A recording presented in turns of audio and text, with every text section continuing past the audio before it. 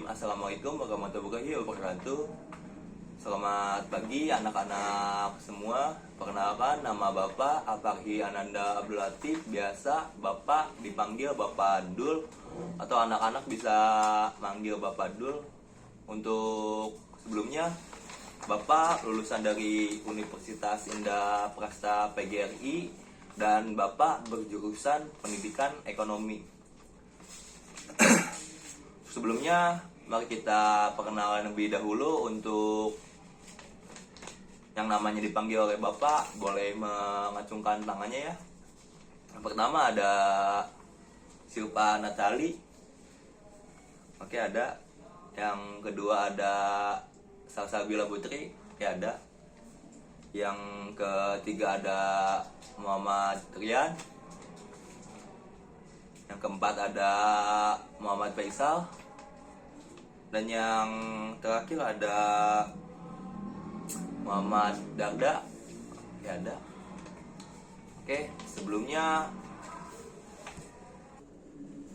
untuk materi pada hari ini Bapak akan menjelaskan tentang cara pengumpulan data.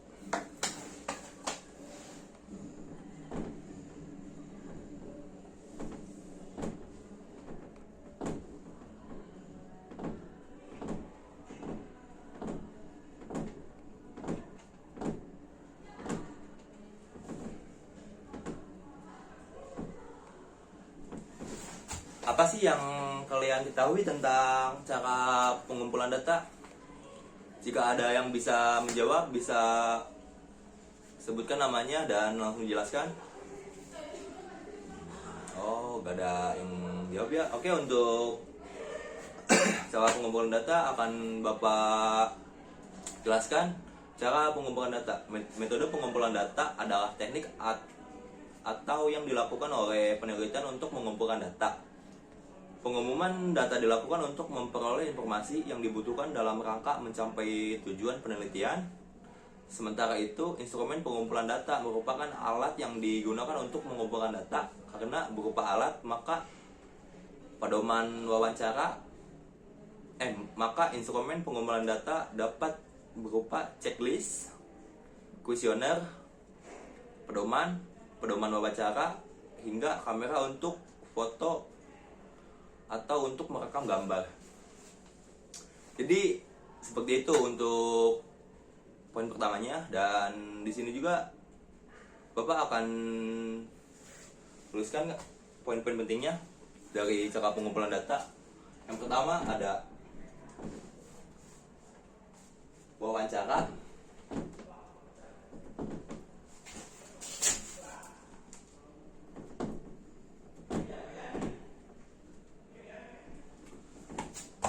Apa sih yang anak-anak ketahui tentang wawancara? Oke, Bapak akan menjelaskan tentang wawancara. Wawancara itu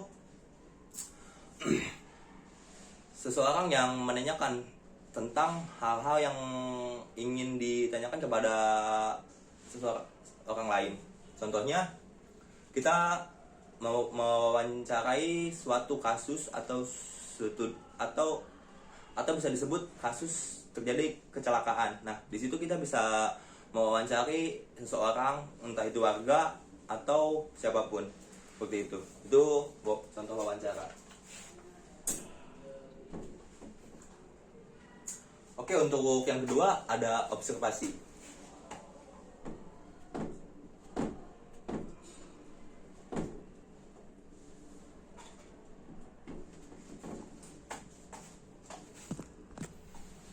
Yang kedua ada observasi. Apa sih yang kalian ketahui tentang observasi? Observasi itu adalah suatu kunjungan ke suatu tempat, yang dimana kita kunjungan ke suatu tempat dan mencari informasi tentang tempat tersebut. Yang contohnya observasi ke bencana alam Cianjur, bencana alam di Palu kemarin, seperti itu.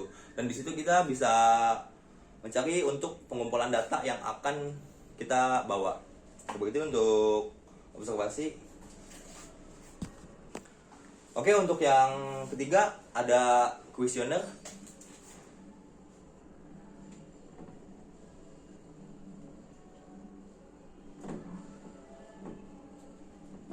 Oke, untuk kuesioner itu apa sih yang kalian ketahui tentang kuesioner? Kuesioner itu suatu selembaran kertas yang kita berikan kepada warga atau kepada sekolah-sekolah yang akan kita bagikan kuesionernya. Nah, di dalam kuesioner itu ada pertanyaan-pertanyaan berupa data yang ingin kalian kumpulkan agar para peserta itu bisa mengisi kuesioner tersebut dan kalian bisa mengambil data-data dari isi kuesioner tersebut. Seperti itu. Dan yang keempat ada studi dokumen. Ya, dan untuk yang terakhir ada studi dokumen.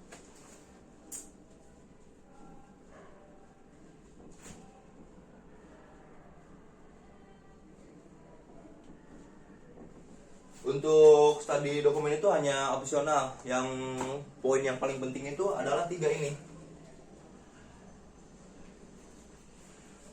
Wawancara, observasi, dan kuesioner. Itulah poin penting untuk cara mengumpulkan data. Oke, baik, untuk selanjutnya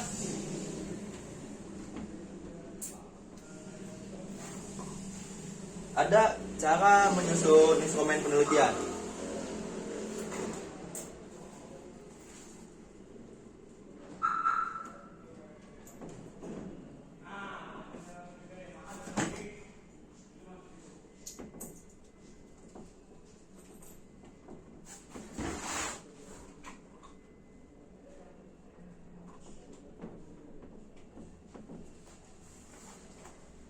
Nah,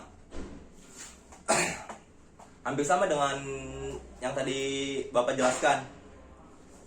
Di situ ada pertama ada rumusan item-item pertanyaan.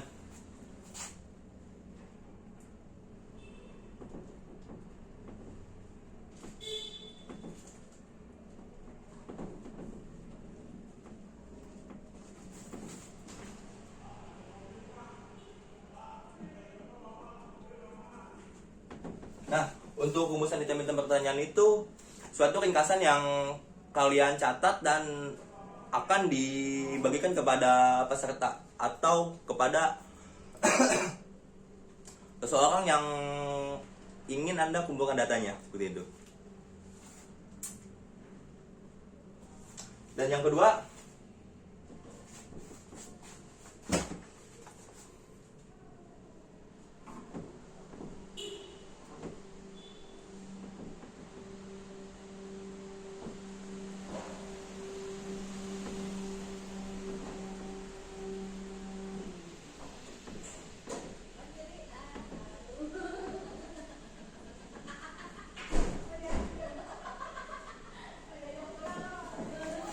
ada siapkan petunjuk pengisian instrumen, yang dimana kalian itu harus menyiapkan petunjuk-petunjuk yang nantinya akan dimasukkan kepada instrumen pertanyaan tersebut, seperti itu.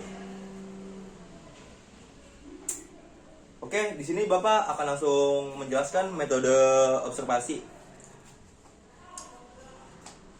Metode observasi dalam istilah penelitian observasi diartikan sebagai kegiatan pengamatan secara langsung menggunakan seluruh pasca indera observasi dapat dilakukan melalui tes, kuesioner, ragam gambar hingga rekam suara. Dan di bawahnya ada melakukan observasi terdapat pedoman atau panduan yang bisa dalam melakukan observasi terdapat pedoman atau panduan yang biasa disebut gambar observasi yang berisi daftar jenis kegiatan pengamatan. Untuk selanjutnya ada metode kuesioner. Metode kuesioner merupakan alat pengumpulan data melalui sejumlah pertanyaan tertulis digunakan untuk memperoleh informasi dari individu atau kelompok tertentu. atau panduan yang biasa disebut lembaga observasi yang berisi daftar jenis kegiatan pengamatan. Lanjut, ada di sini ada kuesioner dalam pengumpulan data penelitian. Yang pertama ada kuesioner digunakan untuk mengukur variabel yang bersifat faktual.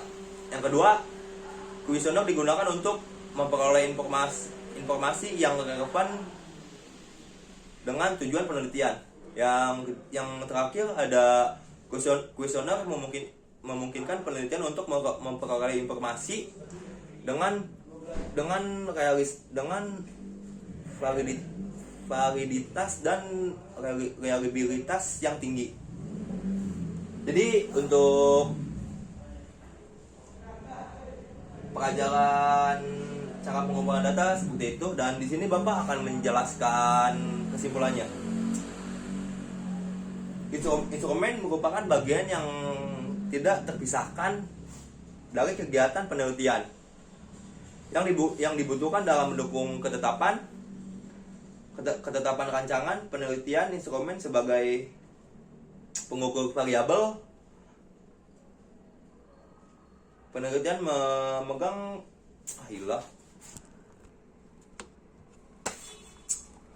Oke, baik, Bapak akan membacakan kesimpulannya.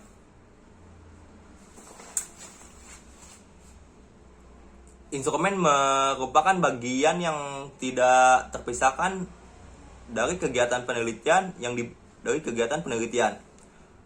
dibutuhkan dalam mendukung ketetapan rancangan penelitian. Instrumen sebagai pengukur variabel penelitian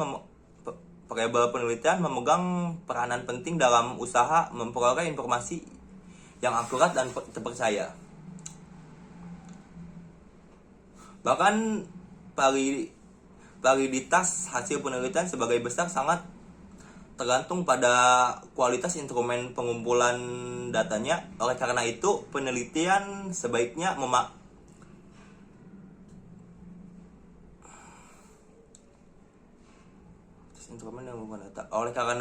peneliti sebaiknya memahami tentang konsep instrumen dan proses yang dibutuhkan dalam pelaksanaan instrumen tersebut. Baik, untuk penjelasan materi tentang cara pengumpulan data hanya seperti itu. Apakah ada pertanyaan dari anak-anak? Jikalau tidak ada, Bapak langsung tutup saja dan Bapak akan memberikan tugas kepada anak-anak untuk mencarikan tugas tadi kasus yang terjadi di